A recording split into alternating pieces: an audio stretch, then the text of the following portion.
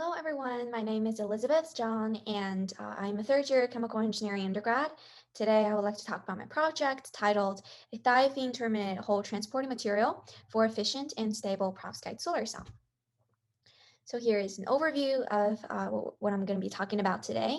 I'll start with a background, proceed with a design and synthesis of our compound, moving on with our device characterization, a conclusion and outlook, finish up with the acknowledgements. So just a brief background, we all know solar energy is one of the most abundant and the most promising renewable energy resource. However, despite its potential, the sun's contribution to the world's energy supply is actually only around 2%, and that is largely due to the relatively low efficiency and stability of our current solar cell technologies. So it is very important for us to consider technologies that can be more efficient in harvesting, converting, and storing the sun's energy. So now perovskite solar cell might be the solution to these challenges. Perovskite is actually one of the Earth's most abundant materials. The efficiency of these solar cells are also rapidly growing from about 3% in 2006 to over 25% today.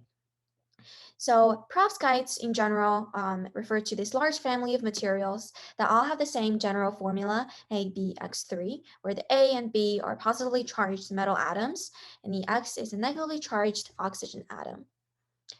So here is the basic working principle of a solar cell.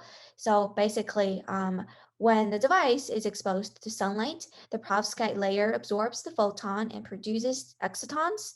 These free electrons and holes are then picked up by the electron transport layer and the hole transport layer. So electrons are transferred from the ETL and are collected by the FTO glass, while the holes are transferred to the HTL and collected by the metal electrode. And as a result, a photocurrent is generated. So now, among the various components of a perovskite solar cell, HTL is the most important when it comes to determining the device efficiency and the stability. And there are many different criteria for an effective HTL. That includes they must be thermally and photochemically stable. They have to have suitable energy levels that align with the perovskite layer. The HTL must also have high mobility and high solubility. So in our lab, we synthesized a new material, namely the spiraled 8TH, that demonstrated a very high power conversion efficiency of 21.89%, which is comparable to the benchmark material, spiral methoxy-TAD. So spiral methoxy-TAD is known to have almost the highest power conversion efficiency and most widely used as a benchmark material. However, spiral methoxy-TAD has many problems, including low stability because of its reliance on inorganic dopants to improve its hole mobility. So in this study, we incorporated these thiophene units to improve its hole mobility, and we also observed a much better thermal stability, as we'll talk about a bit later.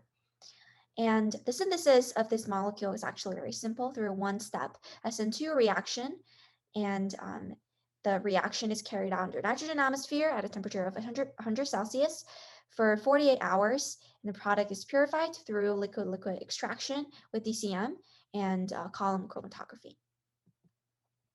So moving on, talking about the effects of dopants. So dopants are commonly added to facilitate the charge transport in the material. So the common dopants that are used in HTMs are listed here on the right, including LiTFSI with TBP, as well as F4-TCMQ. In this study, we actually used an organic dopant as opposed to the inorganic dopants listed on the right. So the organic dopant here we used is TPFB. It is much more stable. It's easier to process, has much higher solubility as well. So here on the electron paradigmatic resonance spectroscopy on the left, we can